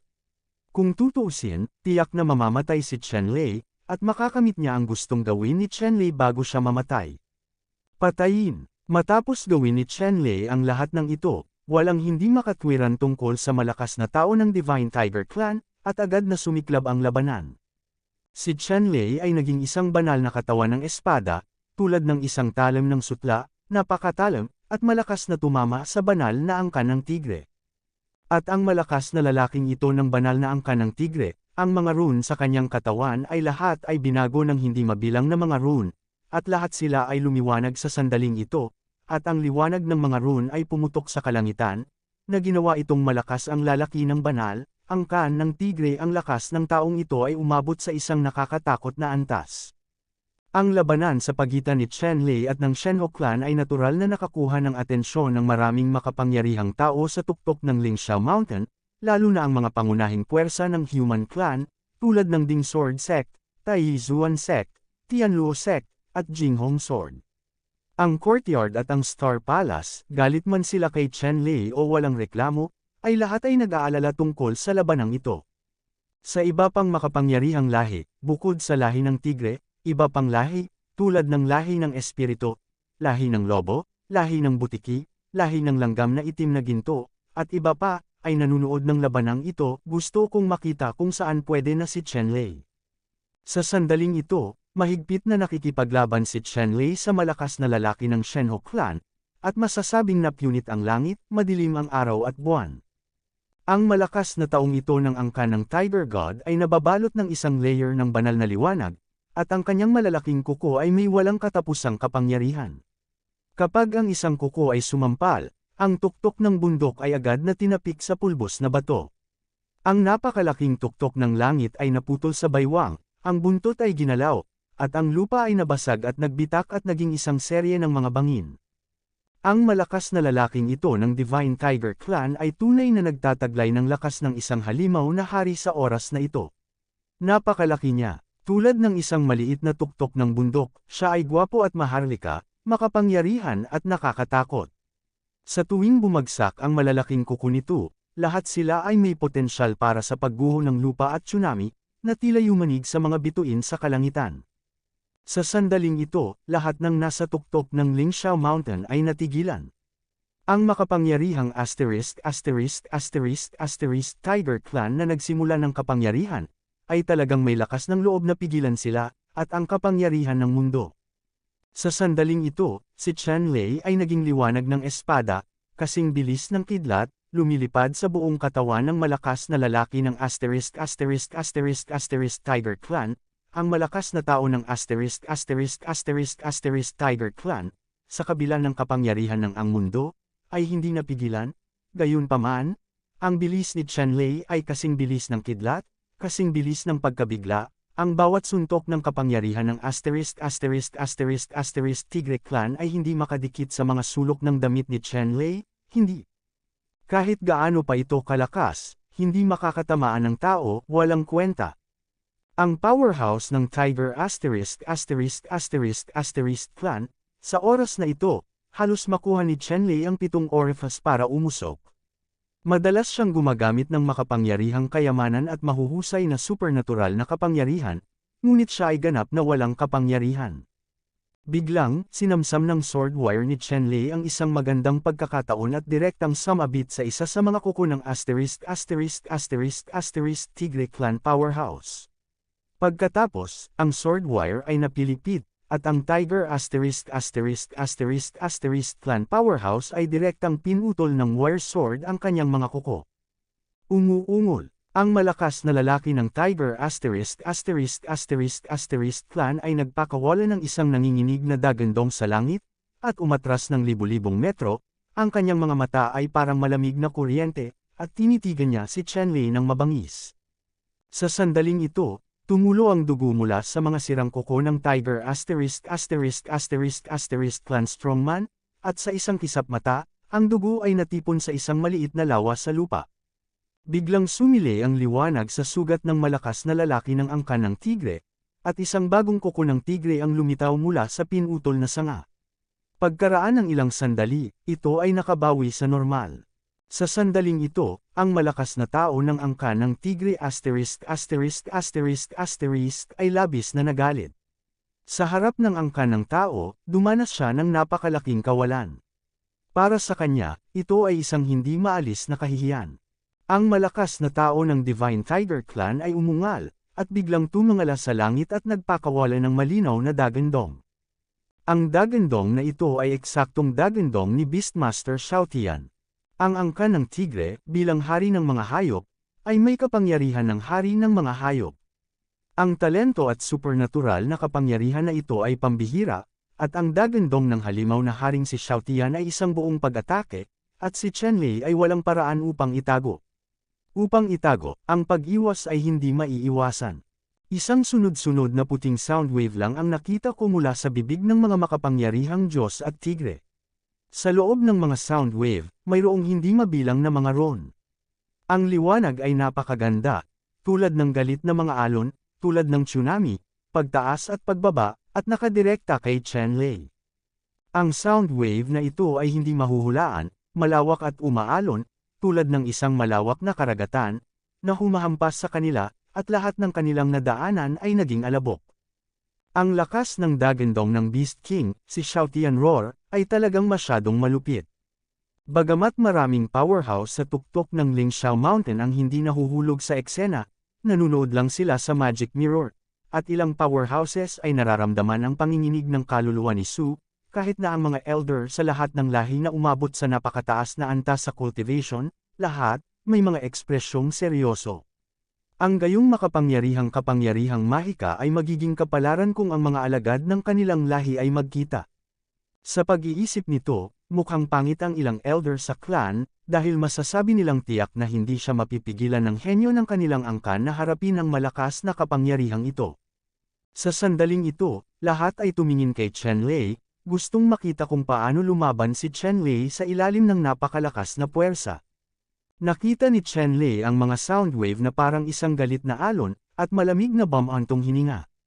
Matapos gamitin ni Chen Lei ang dalawang mahusay na pamamaraan ng selyo na ito, isang fairy tripod na nilikha ng espiritual na enerhiya ang lumitaw sa itaas ng ulo ni Chenlei, na nagwiwisik ng kinang, naging isang kalasag, at mahigpit na binabantayan siya. Ang isa pang walang hanggang orasan na binago ng hangin ay natatakpan ng mga mahiwagang rune sa himpapawid, tila isang higanteng bundok, maringal at mabigat, simple at nababago, na humaharang sa walang katapusang mga sound wave na dumarating. Susunod, sa dingding ng orasan ng engkanto, hindi mabilang na mga layer ng rune ang lumiwanag. Pagkatapos, ang mga sound wave sa kalangitan ay naaninag sa likod na patong-patong, at ang kapangyarihan ay tumaas ng ilang beses, na sinasalubong ang Tiger ***** clan. Ito ay isang malakas na tao. Malas. Tumunog ang mahabang kampana, umalangaw sa pagitan ng langit at lupa, ang puting mang sound wave ay tumalbog, dala ang kampanang umaalingaw sa pagitan ng langit at lupa, na tumama sa sagradong angkan ng tigre na lumilipad sa itaas. Biglang nanginig ang buong katawan nitong makapangyarihang angkan ng tigre, na may dugong patuloy na sumasabog sa buong katawan, at maging ang kanyang mga buto ay nabali sa ilang lugar. Ang Eternal Clock Seal na ito ay hindi lamang naglalaman ng atake ni Chenlei, ngunit nakabawi din ng ilang pag-atake mula sa Tiger Clan Powerhouse. Ang kapangyarihan ay napakalakas na mahirap isipin. Ang mga Tiger Clan Powerhouse na ito ay hindi natukoy at agad na nagdusa. Malubhang pinsala. Boom! Sa wakas, ang malakas na tao ng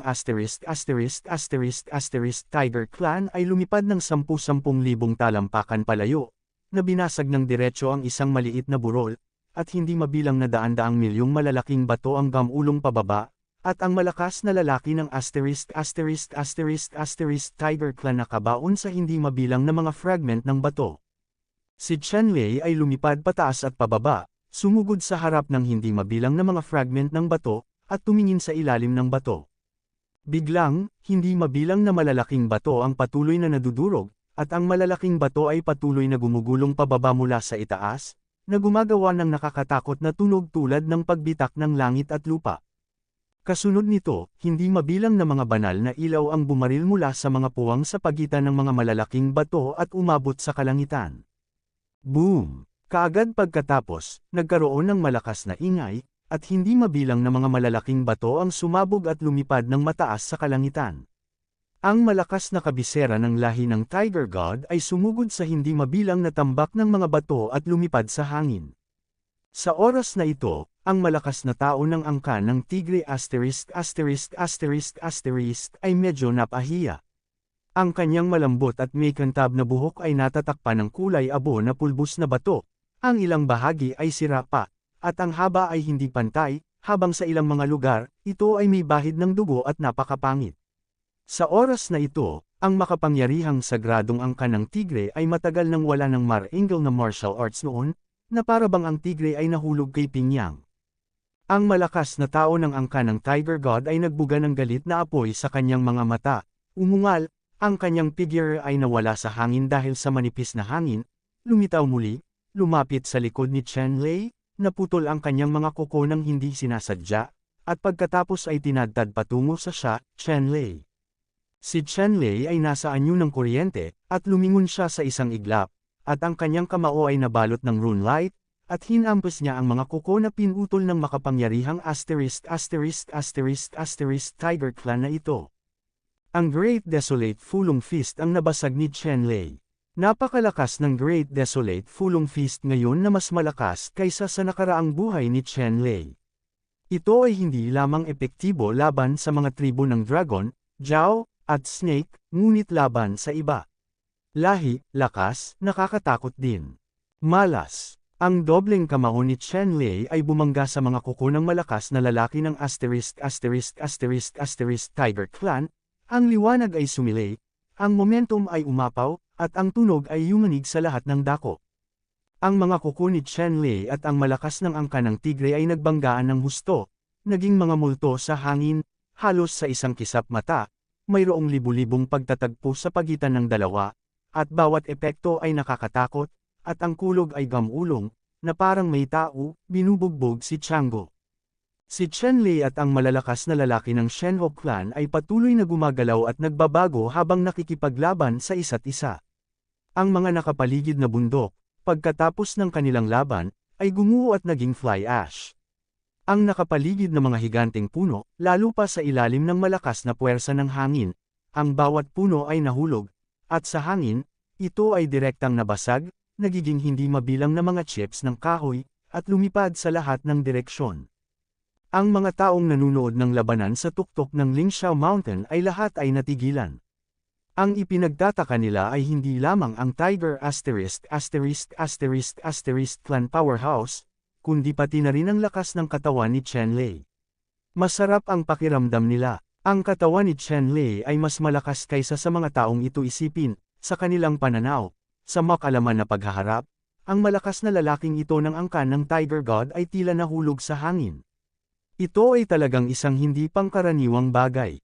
Alamin na ang pinakamalakas na lugar ng sangkatauhan ay hindi ang pisikal na katawan, ngunit ang martial soul. Gayunpaman, hanggang ngayon, ilang beses nang nasaktan ni Chen Lei ang malakas na lalaki ng lahi ng tigre, ngunit hindi pa niya ginamit ang martial soul, kapangyarihan. Kung ang kapangyarihan ng martial soul ang gagamitin, gaano ka-tyrannical si Chen Lei? Sa tuktok ng Lingxiao Mountain, maraming makapangyarihang tao ang nadama na si Chen Lei ay may hindi maarok na lasa sa sandaling ito. Hanggang ngayon, hindi pa nila nagagamit ang lahat ng kanilang lakas, kaya hindi nakakakita ang mga tao. Sa katunayan, masyadong maraming iniisip ang mga powerhouse na ito. Ito ay hindi dahil ayaw ni Chen Lei na gumamit ng martial arts power, ngunit ito ang kanyang kasalukuyang martial arts power. Ang kanyang lakas ay hindi kasing lakas ng kanyang pisikal na lakas. Ngayon ang kanyang martial arts ay maaari lamang gumanap ng ilang pantulong na papel, ngunit hindi maaaring gampanan ang kapangyarihan ng kaayusan ni Dingding Chen Kun. Sa sandaling ito, ang malakas na tao ng angkan ng Tiger God ay ganap na sumabog, ang banal na liwanag sa kanyang katawan ay tumaas ng daan-daang talampakan ng taas, at ang kanyang hininga ay naging lubhang nakakatakot, at ang kanyang katawan ay mabilis na lumaki, naging ilang libong talampakan ang taas tila ang isang subo ay kayang lunukan ang araw sa kalangitan, at ang kanyang mga mata ay parang dalawang maliliit na araw, na naglalabas ng kapangyarihan ng liwanag. Ito ay isa pang talentadong supernatural na kapangyarihan ng tribo ng Tiger God. Kapag ang supernatural na kapangyarihang ito ay ginamit, ang pisikal na lakas ay tataas ng 12-dosenang beses. At nakita ni Chen Lei na ang malakas na lalaki ng Shenhou clan ay gumamit ng mga trick. Sa sandaling ito, dinurog niya ang kritikal na strike rune, naging isang banal na katawan ng espada, at naging isang katawan na libu-libong mas payat kaysa sa isang buhok ay sumabog ang base sword silk sa harap ng malakas na Tiger Divine Clan at ibinalot ito sa kanyang leeg. Ang malakas na tao ng angkan ng Tiger God ay nakaramdam lamang ng matinding krisis. Bago pa siya makapag-react, ang ulo ng tigre ni Dao Da ay napilipit ng napakatalas na wire ng espada. Hoy! Ang dugo ay parang fountain, nag-spray mula sa leeg nitong tigre ***** clan strongman, na umaabot sa taas na libu-libong talampakan. Boom! Ang malaking katawan ng tigre ay bumagsak at bumagsak sa lupa, dinurog ang hindi mabilang na mga bato upang maging alabok ng bato, at ang alikabok ay napuno ng usok. Ang primordial spirit ng makapangyarihang ***** ng Tigre Clan ay lumabas sa kanyang ulo, tumingin kay Chen Lei, at nagpakawala ng galit na dagandong. Hindi niya inaasahan na balang araw mahuhulog siya sa kamay ng isang makapangyarihang angkan ng tao. Sa oras na ito, naihayag na ni Chen Lei ang kanyang tunay na katawan, at sa pagitan ng kanyang mga kamay, lumitaw ang isang power grid, patungo sa kaluluwa ng malakas na Tiger ***** clan na ito, at tinatakan ang kaluluwa ng malakas na Tiger ***** clan na ito. Ang primordial ***** ng Tiger Clan Powerhouse ay nagulat, naging isang sinag ng liwanag, at mabilis na tumakas, na umabot sa matinding bilis. Kahit na ang power grid na winasak ni Chen Lei ay hindi makuha ang kaluluwa ng Tiger Clan Powerhouse. Nang makita ni Chen Lei ang primordial spirit ng makapangyarihang tigre *****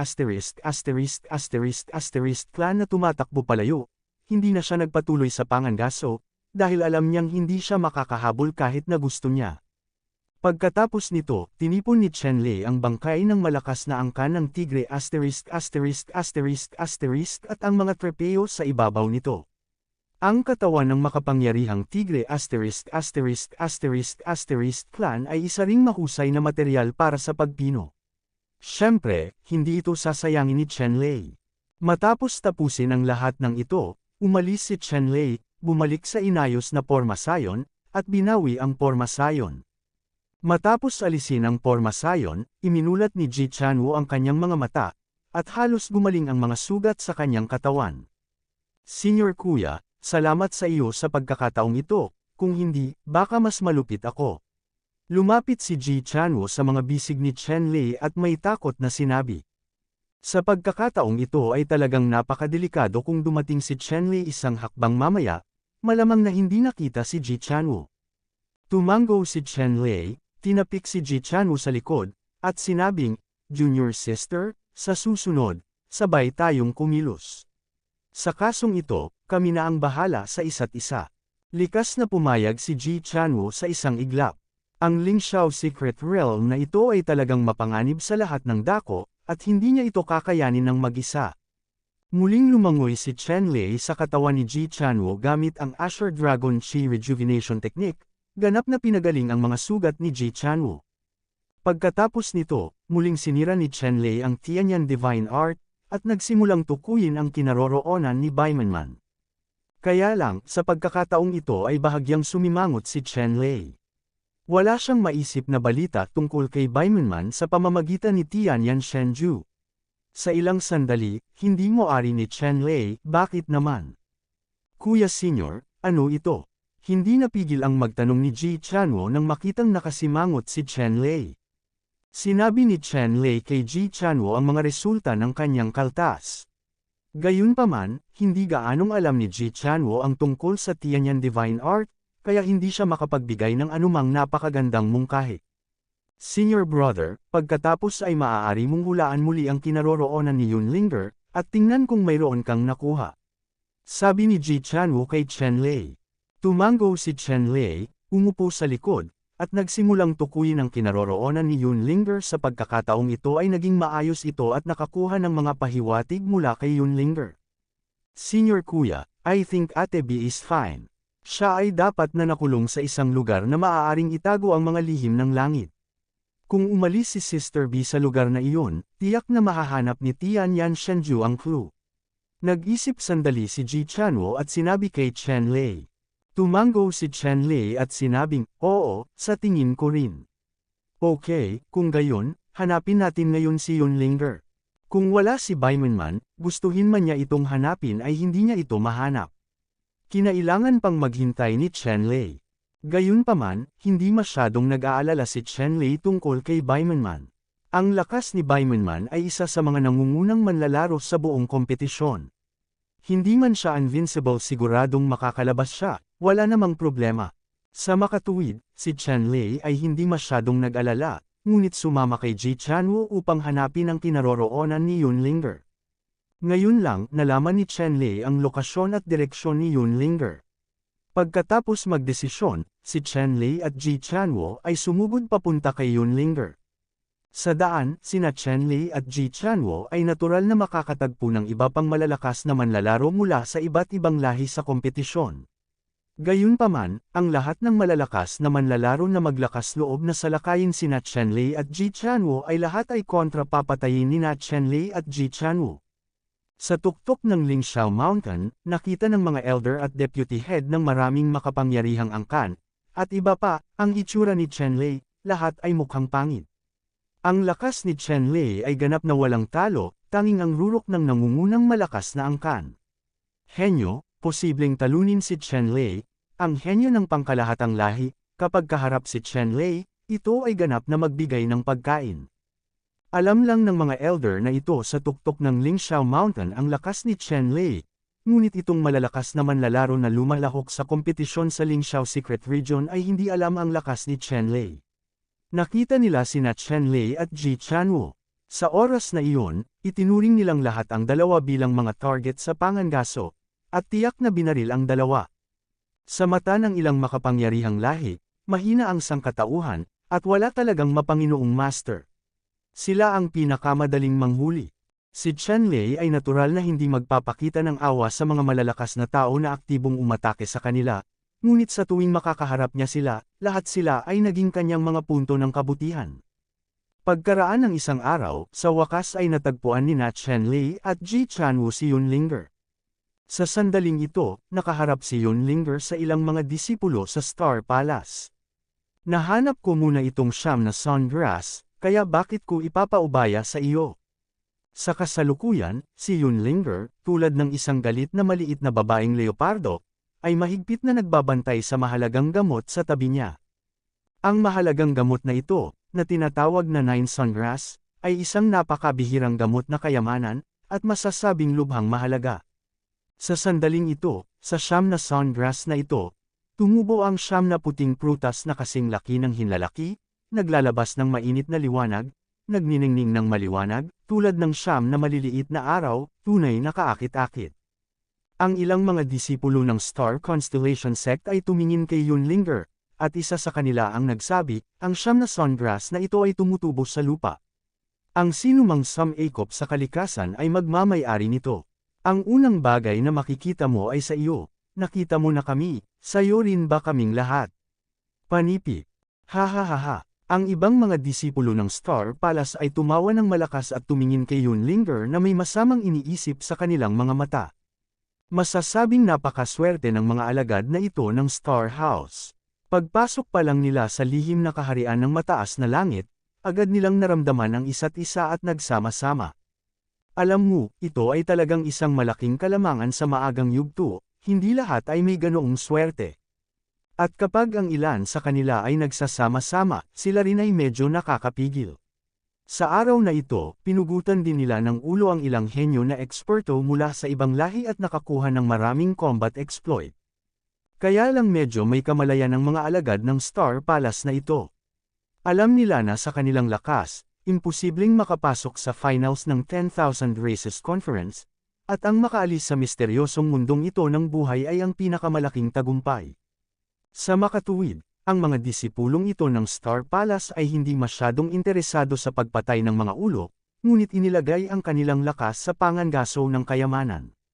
Dapat mong malaman na sa loob ng mataas na lihim na kaharian na ito rin ay isang pambihirang lihim na kaharian, tiyan kay mayroong hindi mabilang na mga kayamanan, at natural na hindi sila makakapasok sa lupain ng kayamanan at makabalik ng walang dala matapos mahanap ang siyam na sundress. Alam nila na si Yunlinger unang nakatuklas nito, at pinag-iisipan pa nilang agawin ito. Kung naiintindihan ni Yunlinger at aktibong pinakawalan ng siyam na sundress na ito, maaari pa rin nilang iligtas si Yunlinger sa kanyang buhay. Kung hindi maintindihan ni Yunlinger at tumangging palayain ang siyam na sundress, pagkatapos ay patayin at makuha ang kayamanan, Disciples of the Stars the Mansion ay hindi pa nakagawa ng ganito dati. Sa sandaling ito, tumaas ang galit ni Yunlinger, at ang mga disipulong ito ng Stars Mansion ay masyadong mayabang. Nag-iisa lang si Yunlinger noon, at nag-aatubili siyang pukawin ng mga disipulo ng Star Mansion. Kung kaya niyang magtago, magtatago siya, at kung maiiwasan niya ito, iiwas siya. Ngunit ngayon, ganap na imposible para sa kanya na umatras, dahil ang siyam na sundress na ito ay masyadong mahalaga. Kung pino sa isang siyam na sunpill, maaari itong lubos na madagdagan ang kanyang kaluluwa pinagmulan. Sa ganoong sitwasyon, kahit na masaktan ang mga alagad ng Star Palace, sulit ito. Bilang karagdagan, si Yunlinger ay nasa tuktok ng bundok Yunxiao at nakakuha ng ilang pagkakataong iniwan ni Emperor Yunxiao. Ang bloodline ni Emperor Yunxiao ay na-activate ng humigit kumulang 80%, at ang kanyang lakas ay tumaas ng husto. Kung ikukumpara sa dati, iba na ang kanyang pagharap sa mga alagad ng bituin sa palasyo. Sa pag-iisip nito, galit na sinabi ni Yunlinger, kung ganito ang kaso, depende ito sa iyong kakayahan. Matapos marinig ang mga salita ni Yunlinger, ang ilang mga disipulo sa Stars Mansion ay agad na nagalit na walang malasakit sa paghanga, kaya huwag silang sisihin sa pagiging walang malasakit. Okay, little lady, ipapakita ko sa iyo saglit kung anong meron tayo.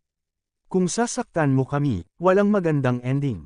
Isang disipulo ng Star Palace, marahas na nagsabi kay Yunlinger, at ang layunin ng pagpatay ay biglang tumigil. Tigilan mo na ang pakikipag-usap sa kanya, gawin mo na lang.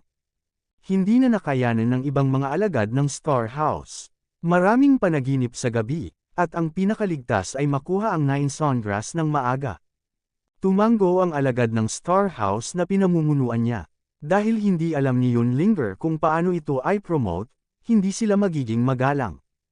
Patayin! Ang disipulo ng Star Palace na ito ay nagwagayway ng kanyang kamay, at sa isang sandali, 3 o 4 na tao ang lumutang palabas at inatake si Yunlinger.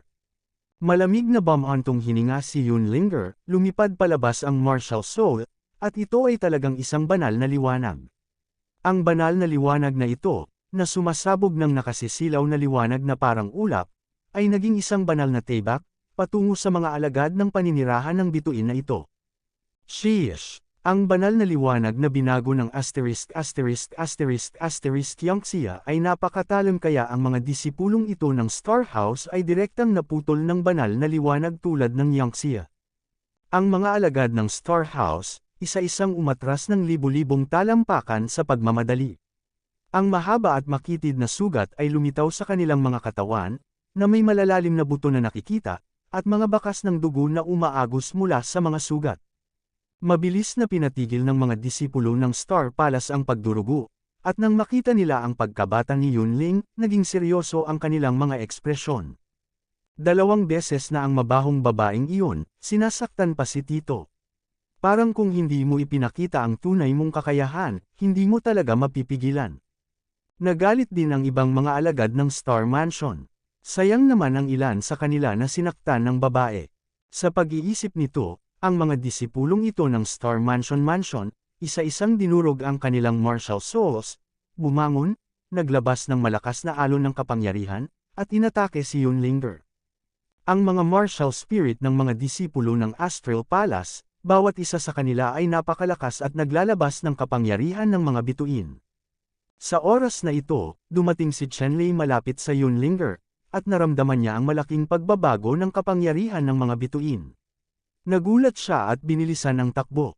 Ang kanyang anyo ay parang kuryente, at pagkatapos ng ilang paghinga, siya ay lumapit kay Yunling sa tabi ng bata, ang kanyang anyo ay kumikislap, inihayag ang kanyang tunay na katawan.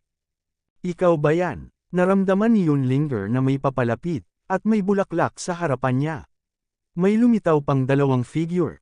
Tiningnan niyang mabuti, si Chenlei at Ji Chanwoo yun. Medyo nagulat sila. Hindi sila naniniwala kung paano. Natuklasan ito ni Chenlei at Ji Chanwoo.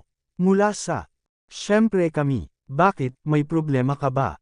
Tumingin si Chenlei sa mga disipulo ng Constellation Mansion at walang pakialam na nagtanong. "Oo, gustong kunin ng mga taong ito ang 9 Sungrass ko," sabi ni Yunlinger kina Chenlei at Ji Chanwoo. 9 Sungrass. Malinaw na nakikita ni Chenlei. Sa ilalim ng mga paa ni Yunlinger, ang mga espiritual na damo ay umindayog sa hangin. 9 na maliliit na prutas na parang araw ang nagbuga ng banayad na puting liwanag, ito nga ay 9 na Sungrass. Ang 9 na Sungrass na ito ay malinaw na mabuti, at hindi nakakagulat na ito ay pumukaw sa kasakiman ng ibang tao, mahinang sabi ni Chenlei. "Oo, kaya, hinding-hindi ko bibitawan itong 9 na sundamo." Matigas na sabi ni Yunlinger. Siyempre, ang sinumang maglakas loob na kumuha ng 9 na Sungrass na ito ay magiging kaaway ng buhay at kamatayan. "Bata, sino ka? Huwag dito bilang isang malaking buntot na lobo. Kung ayaw mong mamatay, bitawan mo ako, kung hindi, huwag mo kaming sisihin sa pagiging malupit." Matapos makita sina Chenlei at Ji Chanwoo, ang isang martial artist sa Stars Mansion ay napakayabang pa rin at malakas na nagmura. "Kung gusto mong pumunta, pupunta ka. Bago ako ay nasa mabuting kalooban, maaari ka pa ring magligtas ng isang maliit na buhay kung aalis ka ngayon. Kung hindi, ayoko pang umalis ng buhay." Lumingon si Chenlei sa Star Residence na ito, sabi ng disipulo. "Ha, hindi ko alam kung saan nanggaling yang batang yan, so dare to blow up, tapos wag mo kaming sisihin na malupit." Ang ilang mga disipulo ng Star Mansion ay sabik na tumawa, nang hindi binibigyan ng pagkakataon si Chenlei, isa-isang direktang winasak ang mga martial souls, at inatake sina Chenlei, Ji Chanwoo, at Yunlinger. Natural, si Chenlei, Ji Chanwoo, at Yunlinger ay hindi lamang matatalo, ngunit hindi sila lalaban, bawat isa ay sinisira ang kanilang martial souls at tinatanggap ang ilang mga Star Residence disciples. Mayroong 5 disipulo sa Star Mansion dito, at mula sa panig ni Chen Lei, 3 lang. Bagamat may 3 tao lamang si Chen Lei sa kanyang tabi, sa mga tuntunin ng lakas, ang mga disipulong ito ay malayo sa mga bituin. Sa sandaling sumuko ang magkabilang panig, ang 5 disipulo ng Star Palace ay nakaramdam ng matinding pressure. Dati, mayroon lamang Yunlinger. Ang 5 sa kanila ay maaaring manalo sa Yunlinger kahit na ano. Ngunit ngayon, kasama sina Chen Lei at Ji Chanwo, ang kanilang lakas ay bumalik sa isang iglap, at hindi lang nila napigilan.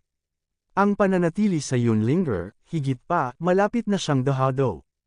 Si Chen Lei ay naging isang banal na katawan ng espada, na may katawan na parang kuryente, mga hindi mahuhulaan na multo at walang kap-oras na talas. Ito ay naging isang sword wire na halos hindi makita ng mata. Gumagala siya sa mga disciples ng Astral Palace, sa hindi inaasahang pagkakataon ay kinuha niya ang martial soul ng isang Star Palace disciple at agad na naputol sa hindi mabilang na mga fragment. Habang ang Fire Phoenix martial spirit ni Ji Chanwo ay maaaring mas mababa sa mga nangungunang master sa ika-9 na palapag ng Emperor Wu, ngunit kapag nakaharap sa mga disipulong ito ng Star Palace, ito ay tiyak na isang nakakatakot na pag-iral, hindi mabilang na mga bola ng apoy ang naglalabas ng maapoy na init, na sumasalamin sa kalahati ng kalangitan ay pula, ginagawa itong isang dagat ng apoy, na nakulong ang ilang mga alagad ng Star Mansion sa dagat ng apoy. Para kay Yunlinger, kahit si Chen Lei ay hindi alam ang pinanggalingan ng martial soul na parang ulap ng liwanag, ito ay nakakatakot at makapangyarihan. Sa loob ng ilang sandali, hinarap ni Chen Lei at ng 3 sa kanila ang 5 disipulo ng Star Mansion, ngunit sila ang may kapangyarihan. Lalong natakot ang mga alagad ng Star Palace sa kanilang pakikipaglaban. Hindi nila akalain na silang 5 ay wala ring magagawa sa 3 pa. Mukhang sinipa na nila ang plate iron ngayon. Itakda ang formation. Biglang nagsalita ang isang alagad ng Star Mansion na pinamumunuan niya. Kasunod ng malakas na sigaw ng leading Star Mansion disciple, sabay-sabay na umatras ang iba pang 4 na Star Mansion disciples at lumapit sa Star Mansion disciple na ito. Kasabay nito, 5 tao ang lumitaw sa mga bituin. Ang mga starlight na ito sa pagitan ng isa't isa, maghalo sa isa. Pagkatapos, ang 5 martial arts ng 5 tao ay sumikop sa 5 kakaibang posisyon sa kawalan, at ang isa't isa ay nag-vibrate na may kakaibang dalas. Sa huli, natuklasan nila ang parehong dalas, ang 5 mahusay na martial arts. Ang kaluluwa ay agad na bumuo ng isang malaking pormasayo ng labanan, na lubos na nagpapataas ng kapangyarihan nito. Naramdaman lang nina Chen Lei, Ji Chanwo, at Yunlinger na ang 5 disipolo ng Star Mansion na bumuo ng battle formation ay nadagdagan ang kanilang lakas ng 12-dosenang beses, na nagpapahirap sa kanila. Sa sandaling ito, binasag ni Chen Lei ang Immortal Dingju upang ipagtanggol, isang malaking light tripod na ginawa mula sa aura, na mahigpit na nagbabantay sa kanila, lumalaban sa mga pag-atake ng 5 disipulo ng Star Palace 1. Sa sandaling ito, sa larangang ito ng digmaan, ang kapaligiran ay puno ng banal na kapangyarihan at liwanag. Bawat kapangyarihan ng Qi, bawat banal na liwanag ay may walang katapusang kapangyarihan. Maaaring sirain ng isang banal na liwanag ang mga bundok at ilog. Ang malakas na momentum ay maaaring talagang nakakatakot na sirain ang isang piraso ng lupa. Sa kanilang paanan, nagniningning ang 9 sunras, na tinatanaw ang kapangyarihang maaaring magwasak ng mga bundok at lupa, masasabing ito ay milagroso at abnormal. Sa hindi inaasahan, ang mga disipulong ito mula sa Constellation Mansion ay talagang nakabisado ang napakalakas na pormasayo ng labanan. Hindi mapigilan ni Chen Lei na mapangiti ng mapait. Noong una ay naisip niya na ang mga disipulong ito ng Constellation Mansion ay madaling madismiss. Ngunit ngayon ay tila, ngunit nangangailangan pa rin ito ng maraming pagsusumikap. Sa katunayan, ito ay dahil ang 5 Star Mansion na disciples na ito ay nakabisado ang Martial Soul Battle Formation na maaari silang makipag-ugnayan sa isa't isa, at sila ay magtitipon sa pinakamaikling panahon. Kaya lang, napakatigas din ng set ng Martial Soul Battle Formation na ito at maraming restrictions. Kapag ginamit, ito ay magdudulot ng malaking pagkalugi sa kanila. Sa makatuwid, hindi sila magiging madaling gamitin. Gayunpaman, sulit ang presyong ibinayad para sa siyam na Sungrass na ito. Ang siyam na Sungrass na ito ay sapat na kayamanan para mabaliw ang lahat ng martial emperors. Sa oras na ito, sina Chen Lei, Ji Chanwu, at Yun Linger ay ganap na nasupil ng 5-star Mansion Martial Arts Battle Formation Disciples, na may lamang defensive power, walang counter-attack power. Higit pa rito, kahit na ito ay depensa, hindi ito maaaring tumagal ng masyadong mahaba. Ang mga pag-atake ng 5 alagad ng Star Mansion na ito ay nakakagulat sa bawat suntok. Si Chen Lei at ang tatlo ay talagang hindi makatagal ng matagal. Tiningnan ni Chen Lei sina Ji Chanwu at Yun Linger na may pangit na mukha. Mas mabigat ang pressure sa kanilang dalawa, at sobrang putla ng mga mukha nila sa oras na ito. Nang makita niya ito, hindi na nagdalawang isip si Chen Lei, isang ilaw ang kumislap sa kanyang kamay, at 12 berdeng anteng-anteng na kumikinang na may kulog ang lumitaw sa kanyang kamay. Pagkatapos nito, nakipagkamay si Chen Lei at nagpaputok ng 12 anteng-anteng, na ginawang anteng-anteng na porma sayon, na nakapalibot sa 5 disipulo ng Star Mansion. Ang Tai Green Thunder Talisman Formation na ito na binubuo ng 12 Tai Green Thunder Talismans ay naglabas ng nakakatakot na pagbabago-bago ng kapangyarihan. Sa susunod na sandali, ito ay sumabog. 12 asul na halijing kulog ang bumangon sa kalangitan. Direktang nilunod ng Cyan Thunderball ang 5-star Residence Disciple na ito.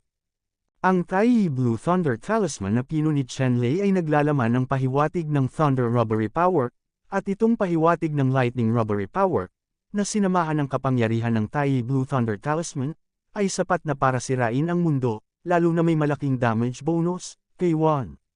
Nang ipakita ng Tai Qinglei Talisman Array ang kapangyarihan nito, agad nitong napinsala ang 5 disipulo ng Star Palace. Ang makita pa lang ang martial spirit ng 5 Star Mansion Disciples, sa ilalim ng Cyan Thunder Light, mabilis na lumabo at ilusyon, at maaaring masira anumang oras. At ang lakas ng 5 alagad ng Star Mansion na ito ay nagsimula ring mabilis na hamina. Ang 5 disipulo ng Star Palace ay biglang nakaramdam ng matinding panghihina at isa-isang nagulat. Alam mo, silang 5 ay maaaring magtulungan upang patayin ang isang level 9 na pinakamalakas na mid-level na Woody, at maaari ding gamitin ang One Battle Formation. Unfavorable daw, pero ngayon, sinira na talaga ni Chen Lei. Sa sandaling ito, ang mga espiritu ng 5 disipulo ng Star Palace ay masyadong nasugatan upang manatili sa labas. Lahat sila ay naging liwanag ng bituin at tumagos sa 5 disipulo ng Star Palace. Tumingin si Chen Lei sa 5 disipulo ng Star Mansion at ibinabas ang 5 palad na parang kidlat. Ang 5 palad ay direktang nakalimbag sa mga dibdib ng mga alagad ng Star House. Pagkaraan ng ilang sandali, narinig ng 5 disipulo ng Star House ang makapal na tunog ng pagkapira-piraso ng buto. Ang 5 tao ay naging 5 maliliit na itim na butik at lumipad patungo sa malayo. Ililigtas ko ang buhay mo ngayon. Kung magkita kayong muli sa susunod, huwag mong sisihin ang aking mga tao sa pagiging walang awa. Umalangaw-ngaw ang boses ni Chen Lei, ngunit hindi niya itinuloy ang paghabol sa 5 bituin sa bahay ng konstelasyon. Alam din niya na may mga makapangyarihang tao sa labas na nakamasid sa sitwasyon sa lihim na kaharian sa pamamagitan ng iba't ibang paraan. Kung direkta niyang papatayin ang mga alagad ng palasyong ito ay tiyak na magagalit sa Star House, na magdudulot ng walang katapusang kaguluhan. Ang pagsira sa isang makapangyarihang lahi ng ibang lahi ay pumupukaw din ng puot ng mga matatanda at ninuno ng ibang lahi. Ngunit, pagkatapos ng lahat, ito ay isang laro. Wala silang sasabihin kung matatalo sila. Gayunpaman, kung bumaril ka laban sa parehong lahi, kung gayon ang kalikasan ay hindi pareho. Ayaw pa rin ni Chen Lei na kunin ng mga tao ang ganoong hawakan, kaya binitawan niya ang mga disipulong ito ng Star Mansion. Matapos paalisan ng 5 disciples ng Star House, sinimulan ni Chen Lei, Ji Chanwu, at Yun Linger na pumili ng 9 na sungrass na ito. Sa wakas, nagawa nilang mabunot ang 9 na puno ng sunflower sa kanilang mga kamay at panatilihin ito. Paano mo ako nahanap? Pagkatapos pumili ng 9 na sungrass sa kanyang kamay, tumingin si Yun Linger kina Ji Chanwu at Chen Lei at nagtatakang nagtanong. Natural, nariyan ang aming paraan. Bahagyang ngumiti si Chen Lei, ngunit hindi masyadong nagpaliwanag. At hindi masyadong nagtanong si Yunlinger, alam na maaaring may kinalaman ito sa ilang mga lihim na bagay tungkol kay Chen Lei na hindi maginhawang pag-usapan. Pagkatapos noon, umalis dito sina Chen Lei, Yunlinger, at Ji Chanwo at sabay na naglakad. Nagkukumpulan silang tatlo. Talaga, sa mataas na lihim na kaharian na ito, masasabing walang panganib. Kung silang tatlo ay nagtutulungan, ang mga taong malakas ang lahi ay hindi makakakuha ng anumang mga pakinabang sa harap nila. Sa susunod na mga araw, ang tatlo ay pumatay ng 12-dosenang makapangyarihang mga dayuhan at nakakuha ng marami. Sa oras na ito, sa tuktok ng Lingsha Mountain, muling nagbago ang rangkang sa merit list. Sa top 10 sa pagkakataong ito, ang una at ikalawang pwesto ay inookupahan pa rin ng Protoss, ngunit ang ikatlong pwesto ay naging miyembro ng human race, at iyon ay si Chen Lei.